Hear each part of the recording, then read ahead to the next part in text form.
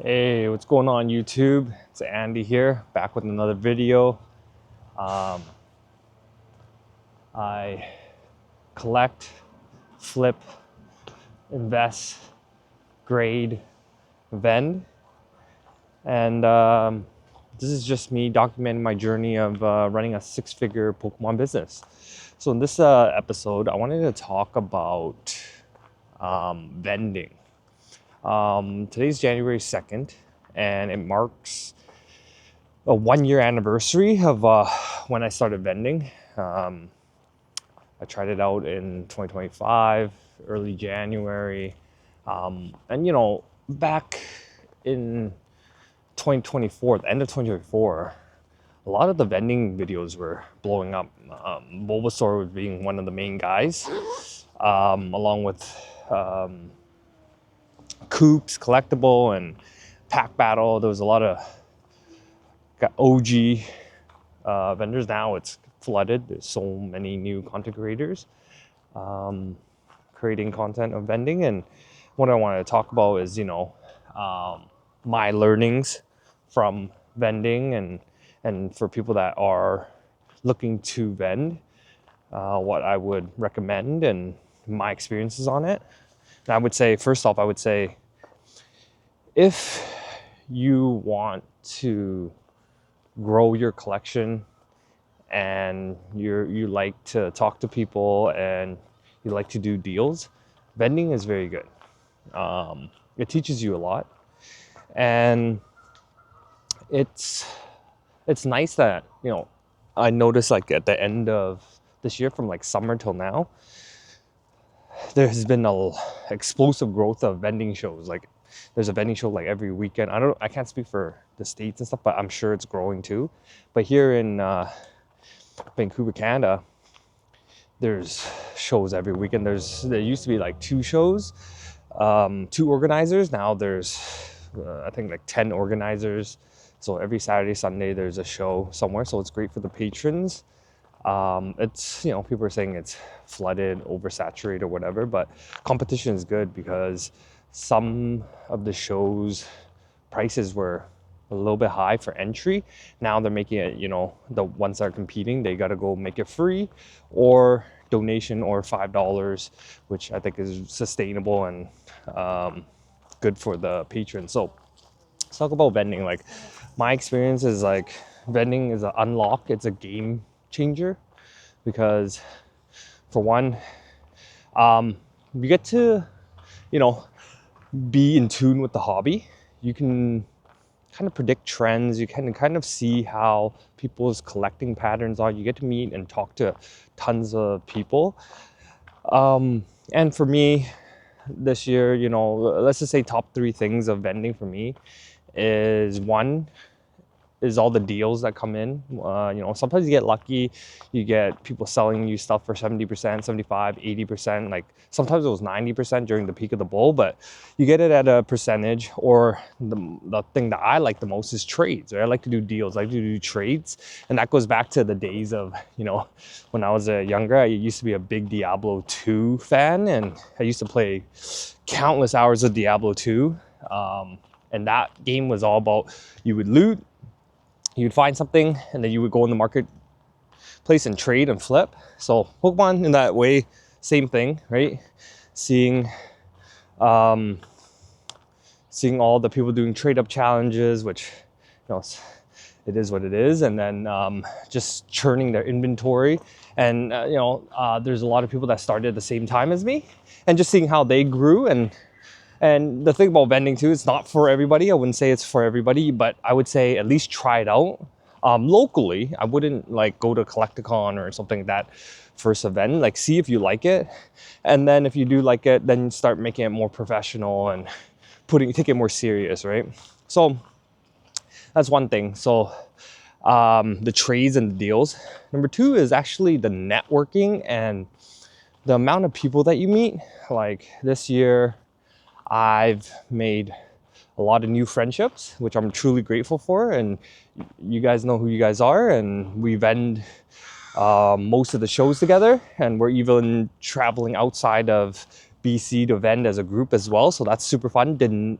Never would have expected that.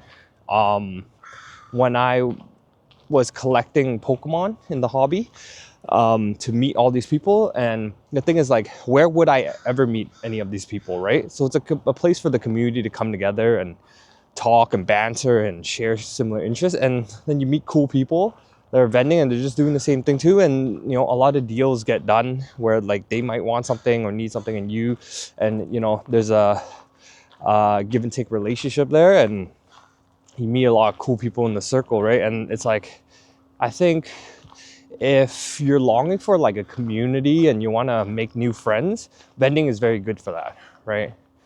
The other benefit of vending, I would say, is just so we got the trades, the networking, and then just like learning to level up in the sense that like try to be more professional. It is like running a business. You're serving the people, so just trying to be better at serving people and understanding how to do deals. I think that's very important, and negotiating, right? That's the key of it all. And in life, you're always negotiating, so it's an awesome life skill as well. Especially for young people, we had like, you know, some of our vendors' kids, and they were killer negotiators, and they're able to do things that I don't know if I was even able to do. Like I remember one kid, I gave him 2 PSA 9 Japanese slabs, and it was a 3-day show out in Langley, if you guys know, and he turned those 2 slabs into a Leafeon VMAX PSA 10, right? And at that time it was going for like $700-800 or whatever. And yeah, like the kid put in the work, went out and hustled, and you know, that's a skill that you can develop in the future. Like that becomes a hard skill, right? Learning how to negotiate and do deals and stuff. And he was like 11 years old. Like what 11-year-old is doing that? Like I asked him, what, you know, are the other kids in your school doing this? Like, no, none of them are doing it, right? So he would vend on weekends with his dad, and I would just, you know, hook him up, and I want to see the young people do well. And it was awesome to see. It was actually inspiring too, because it's like, hey man, look at this kid out here hustling. It's, you know, you gotta, I seek inspiration from that, just seeing like the fun and the joy of it all, right? So, you know, that part of vending is awesome. Now, things are getting oversaturated, and there are some things that I would say, you know, some negative sides of things is obviously, you know, there's security measures. Like there has been people that a lot of people gotten stuff stolen from. So, you know, for me, when I started vending, I started with binders, right? Singles and binders, I would recommend is a good way to start. And then once you build up to a showcase where you can put higher end singles and slabs, it all depends also on your budget. Like if you come into it with a bigger budget, yeah, just get the showcases at the beginning just to protect yourself from thieves. There's so many times every single show where people are getting things stolen from, and it's sad, right? And a lot of these guys, they're veteran vendors. Like they're not newbies, right? And they put, you know, for example, $300-400 card, like a Lugia V. I remember the guy vending next to me put a Lugia V Altart in his binder, and it got stolen, right? Like when you're vending, it becomes, if you're by yourself, it does get overwhelming, just because you're dealing with a lot of people coming at you and things, people are looking at stuff, and you gotta be organized and you gotta keep track of stuff. So if you're not good at like multitasking, it can be a challenge as well. And the other thing about vending is it does take a lot of time. I think the main thing is if you're doing it for money, and obviously we're all doing it for money, but if you're thinking about it like doing it full time and stuff, you got to equate like the amount of time and effort that you're putting behind the scenes that, you know, customers don't see, right?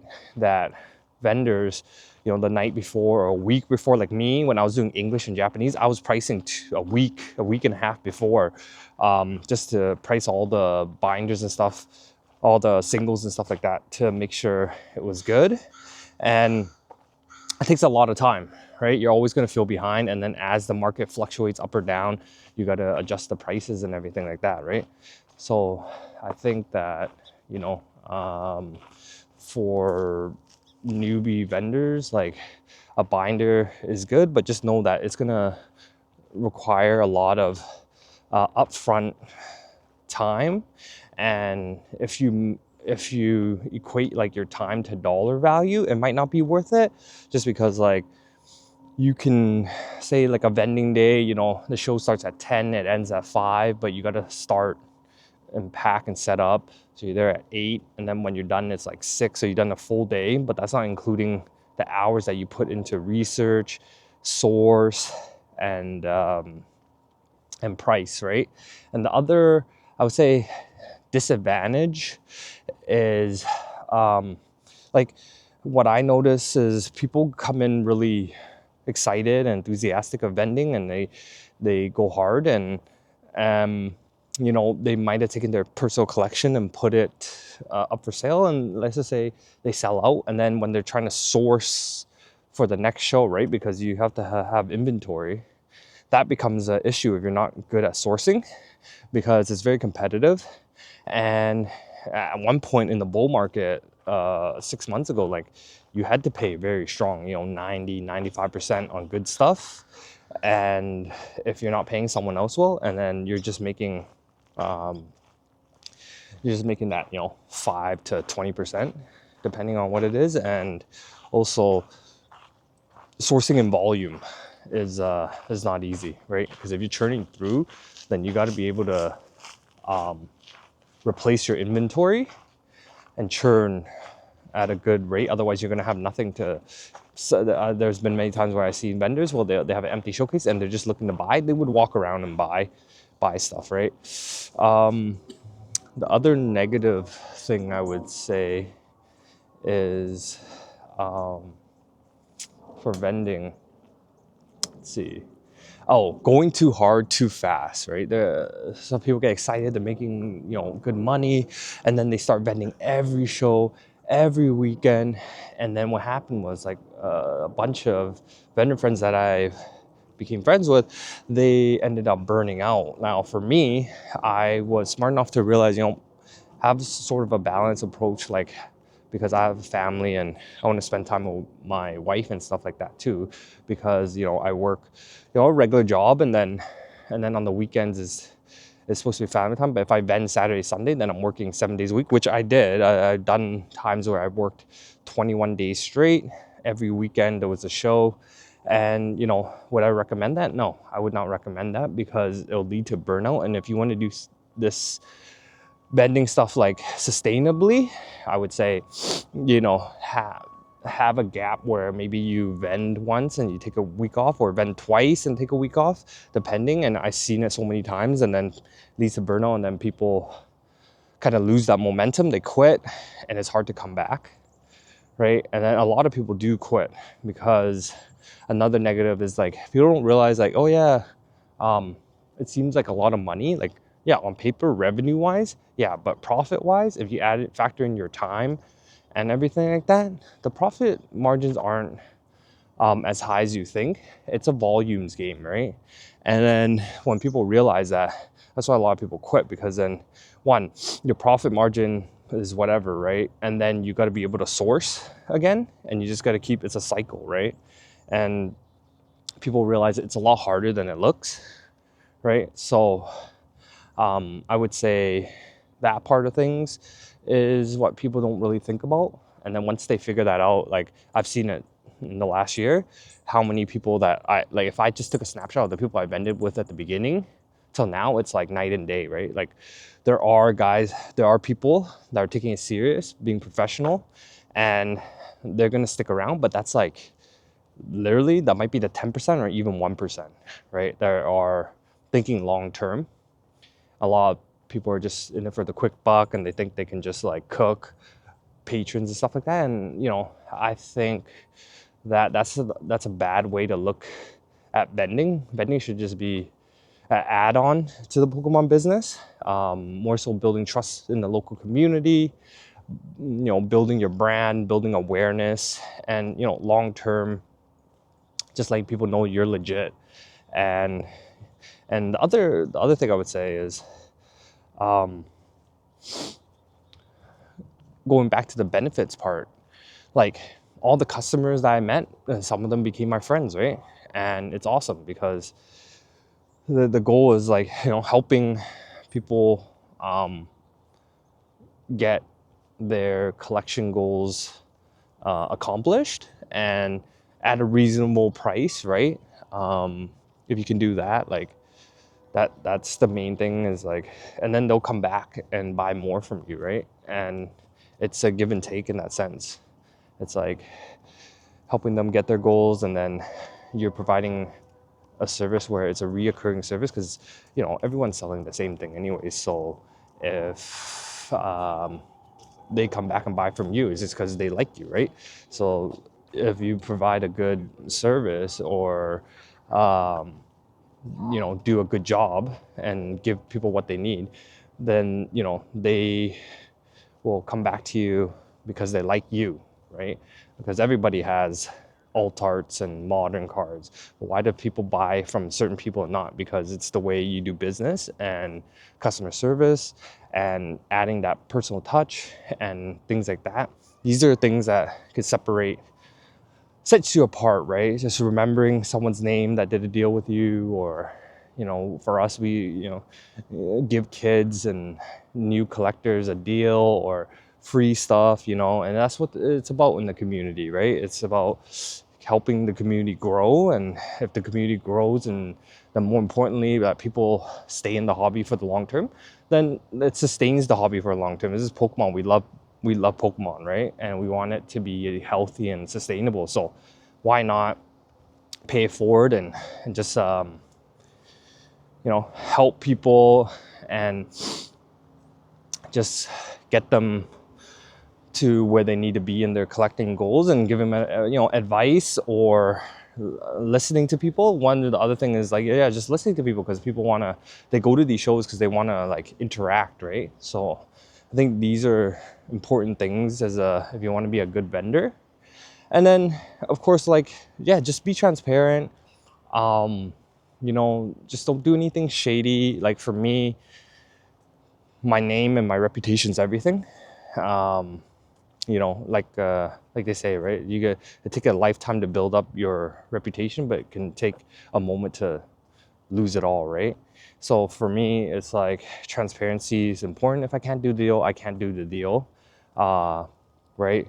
And it's not trying to pull anything scummy on people. I know some people, they'll overprice it, or they won't honor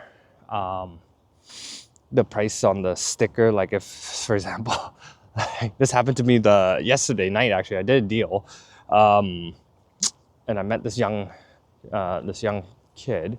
He's like 14 with his dad, and I had a Blaziken VMAX Japanese PSA 10, and I had it stickered at 900 Canadian, and then recently the sales spiked up to like 1,300. It's about 17,000 yen, but there was a sale for 13, and he was trying to grind me a little bit, but I was like, when I looked it up, I was like, hey man, it's 13. And I was like, I'm gonna keep my price firm, and and I'll still honor it. If you take it, then I'll honor the 900. Otherwise, I was transparent. If you don't take this deal, I'm changing the price to 13. And of course, the kid took it, right? And that's just, that's my mistake, right? That's not on them. Everyone's hunting for deals, but you see at the shows where, like, oh yeah, people are lazy. They don't put the price on the cards, and then they make up a price on the spot, or whatever the case may be, or they have a price lower and then it spiked up and they won't honor the price. Each to their own, but I just think long term that's just a bad way of doing business. And when you do business like that, like, why would people buy from you? And it's giving people a good experience, right? Like, people come to you, they want an experience, a coin flip, or something fun, and just something memorable. Because there's so many times this year that I met someone and it was like, hey, it's their first slab, or hey, it's their first singles, or they finish chasing this one card for their collection, or they're trying to complete a set, and and you're able to, you know, assist them on that journey. And that's what it's about, right? We're here to, you know, assist. We're here to serve, right? And I think if you understand that, and you can, you know, you might not maximize in the short term, but in the long term, people will know, you know, you're genuine and authentic about it, and you're really about the hobby. Because there are a lot of flippers, like when kind of like Pokemon took a dip, people jumped over to One Piece or they quit, and then they you know, you could see that they weren't really about Pokemon long term. And then you see vendors that, you know, up or down, we're always buying and selling, and we believe in Pokemon, and those vendors stick around and they're at most shows, and they get, no wonder why those vendors do really well, right? And it's that transparency part where it's like, hey, you know what, like, you got me, and it is what it is. Like, sometimes you can't keep track of all the pricing all the time when your inventory grows. At the beginning it's fine, but later on it becomes harder to manage, especially by yourself. So, you know, in this video we're talking about vending, and if you're a newbie vendor and you want to get into this, I'll give you some tips, right? Just some tips that I would say to set you up for success. One, I would say first, before you even consider vending, right, go to a show, experience it. You know, go to multiple shows, right? There's different organizers, have different shows, and it's a different mood, different setup. So do that, right? So you go to multiple shows and see which one you like. Okay, you find the one you like, then go into your PC. What do you want to sell? Like, one thing I would say, like, anything you put out, put a price on it. If you're looking to sell it, don't put things out that you're not going to sell, because there's so many times where people would put out whatever card and someone's interested and they would pay even over market and they still wouldn't sell it. It puts a bad taste in that person's mouth, and likely they'll never buy from you again, right? So if you're looking to sell something, put it out. If you're not, don't put it out. Put that, if it's in your PC or just have it in your showcase or whatever, there's that, right? Then I would say start with binders, right? Before you invest in any showcases or anything, you know, grab a binder. It's like 20 bucks, fill it up. You can usually fit about 300 cards or whatever. And then, you know, go to the dollar store and grab the sticky note and then just price it out, right? Apps that you can use, price charting, collector, TCG player are like the main one. eBay last sold works as well. And then price it, you know, price it competitively, because especially modern stuff, if you're just selling modern stuff that everybody else is selling, then there's people that are going to be selling less than you, and you know, there's a lot of vendors that might put it up 10, 20, 30%, and people just think you're gouging, so that's not good. And then, so pricing competitively, and then after you get those things done, you book a table. I would say, you know, bring a pen with you, bring some sort of sticky note, bring a notepad if you want to keep track of your sales, and pay attention, okay? So if you have a binder, it's easy for people to steal, because one person can distract you and then a bunch of people go flood your table, and then you're overwhelmed. And I would say, you know, if you can, ask a buddy, a friend, your mom, whatever, a family member to come with you. So at least, like, even if they don't know anything about Pokemon, they can just sit there and watch your binders. And when people know, like, and even then, like, even when you have a watcher, people like these kids or these people these days that can like know how to steal, they're pretty slick. But at least it adds like a deterrent that, hey, there's just one person that's dedicated to watching the table or the binder, so they're probably not going to pull anything. So yeah, and then after you do all that, you know, when the show starts, you know, go early, figure out the parking, set up, make sure you have a sign, some sort of QR code, or you could put a buying sign, or your email for taking in payments, have a payment method, have change, have a float, have cash with you. And then the show begins. It's like, greet everybody, right? Like, one thing that, you know, I notice with when vending is like, there's a lot of people that vend, but they're not there, right? They're just on their phones. They're not greeting the customers. It's like these people are taking time out of their day to go check out your booth. Like the least you could do is just say hi, right?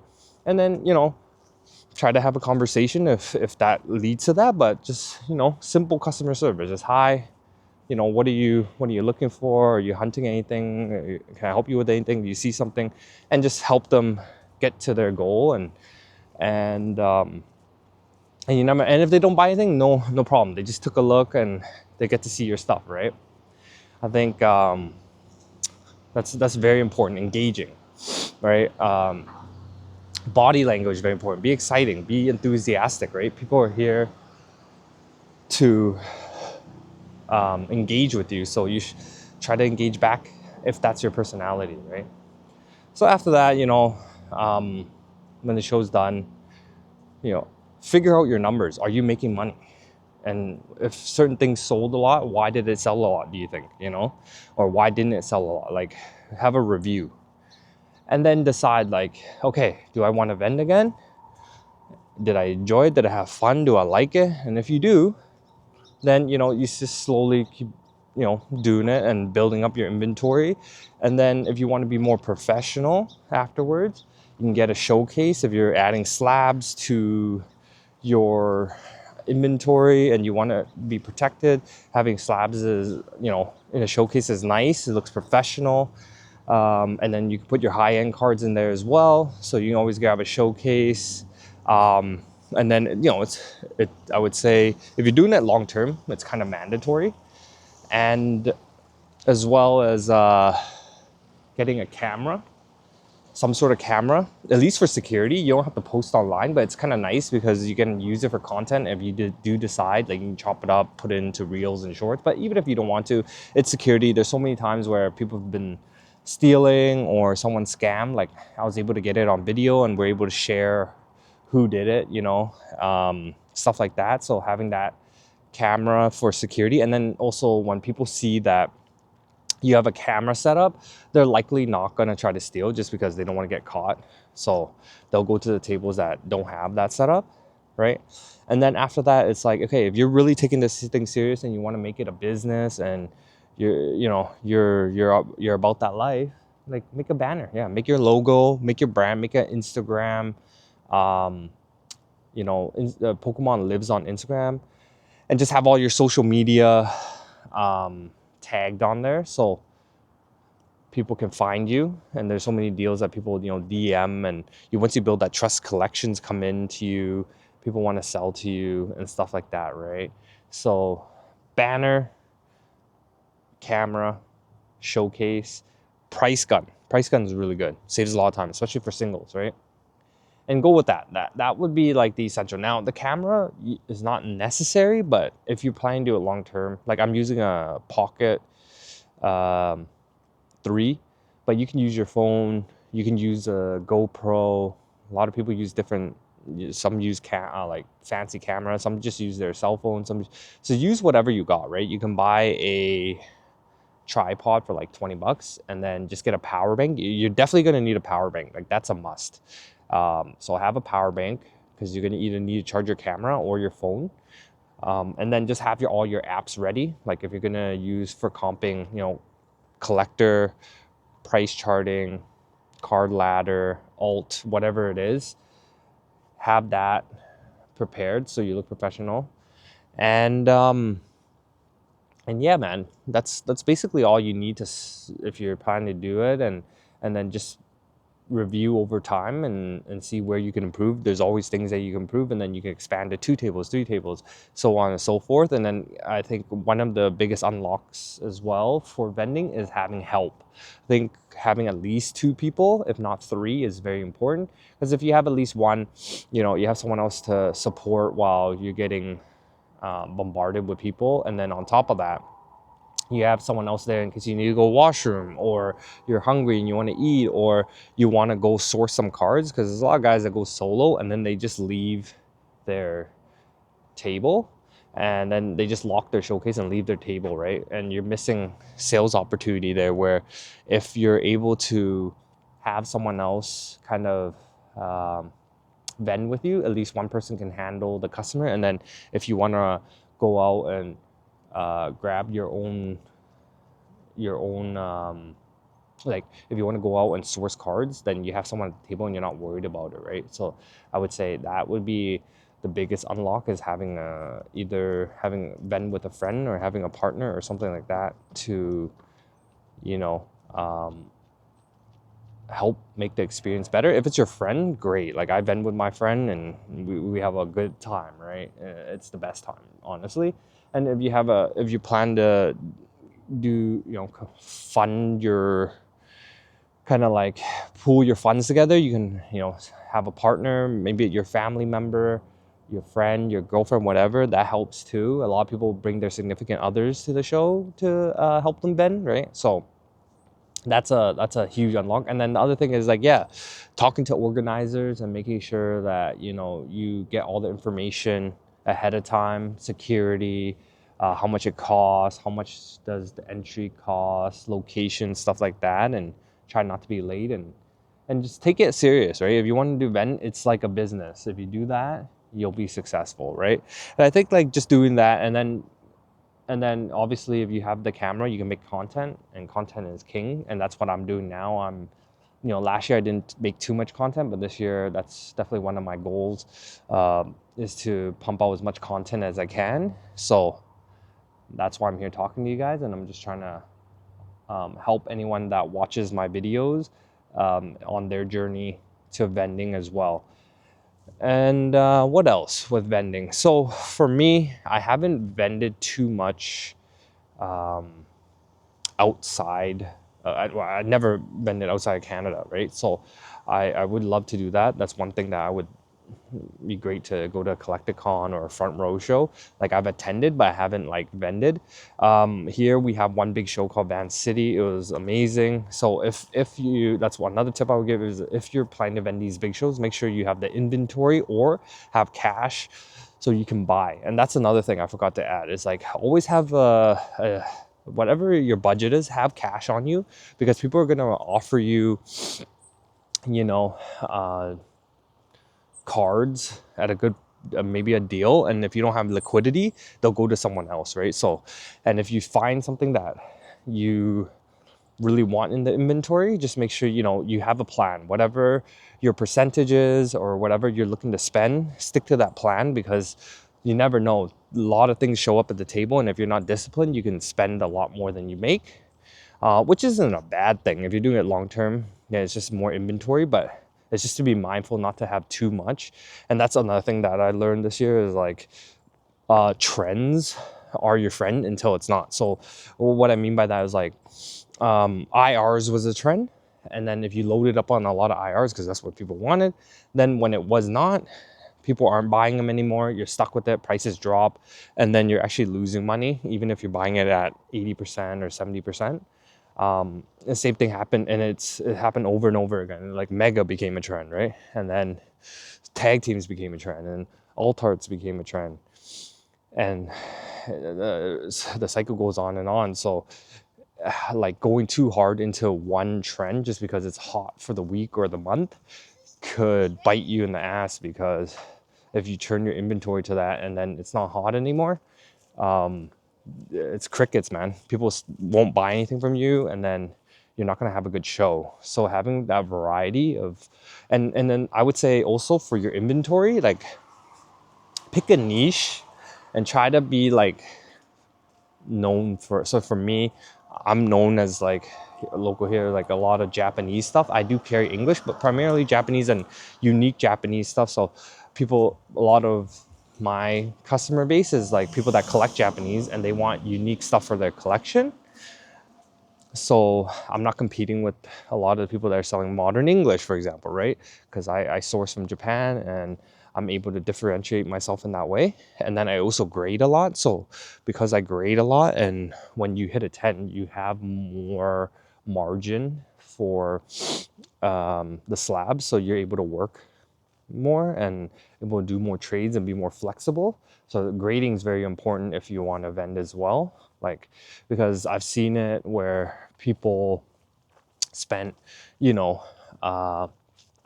90% to buy stuff, and then as the market, like right now, the market's dropped 20-30%. They're in a world of hurt right now, because if they sell, they're down 20%.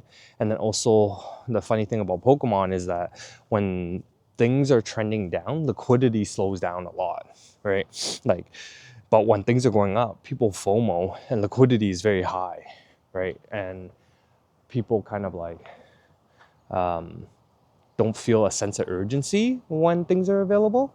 But when things are flying and people are FOMOing because of the price going up, there's a sense of urgency there, which is funny. And if you get stuck with inventory that's kind of like dead inventory, don't be afraid to sell at a small loss to get into something to help you churn faster. And it's a lot of, I would say, inventory management. If you're able to do that, is something to consider as well. So with vending, like, those are kind of the tips I would have for people that are looking to vend. I would highly reiterate that I would highly recommend anybody that's in the hobby that just at least try it once and see if you like it. It could be a game changer. For me, it was. I was a collector. I've been a collector since COVID, and I never thought about vending. And I tried it, and for me, I had so much fun and never stopped since. And it opened many doors and helped me meet so many new people and expand my network in the hobby and locally, and just overall, it's a net positive. And I would say vending is a game changer for sure. And I would highly recommend anybody that was considering that. Probably said that like 5 times, but yeah, in today's episode, I would talk about that. And then, yeah, going outside of, we're going to vend outside of BC this year. So we're going to go to Toronto for the show, in Alberta. But here's the thing, right? If you're going to vend outside, just make sure your cost basis, you understand the travel costs, right? Hotel, food, flying, right? And then understand, okay, if your margin is, let's just say 20%, and it costs you, let's just say it costs $1,000 for a hotel, for a weekend hotel flight, right? 20%, right? So, just to even break even, you just got to sell minimum like 5K, right? And then that's just to cover your costs. So you would have to sell more than that just to profit anything. And then that point, was it worth the time and everything like that? For me, I don't know what it'll be like selling that at these other shows outside of Vancouver, just because I've never done it. But I have that in the back of my mind, like, hey, if I lose money or I break even, it's okay. I'm doing it for the experience, right? I want to experience it, and then I can make adjustments. And if it does well, I'll do more of it. If it doesn't do well, then I'll change my strategy. But for now, it's like going out there, trying out different shows and different audiences, and see how that works. But definitely have the number in mind, so you're not surprised that, oh, you travel across the country and you didn't make any money. Well, you're better off of just not doing that, because the local shows, you just drive there and you don't have to pay for hotel, and it's just parking and gas, right? Versus like hotel, flight, and food and everything like that. And on top of that, you gotta lug everything with you, which is a risk as well. So just managing risk and looking at it, the big picture of things. But I would say those are some key points to kind of like think about if you're planning to get into vending. And vending opens a lot of doors. It's and I think it's just going to continue to grow. A lot more people are going to do it. A lot of people, it's a high turnover rate, because people try it and it's not for them, and they quit and what have you, because of the amount of work it takes. People lose that consistency, or they're not making money, or they're not able. There are bottlenecks, right? So it's not as easy as people think. I'll just put it that way. But yeah, that's kind of my 2 cents on vending. I just want to say, I appreciate everybody checking out the video. You can follow me at kaizentcg on Instagram if you want to chat or do deals or anything like that. And if you like the video, drop a comment, drop a like, and let me know. Are you getting into vending? Why or why not? Appreciate you guys. Take it easy. A-Town out. Peace.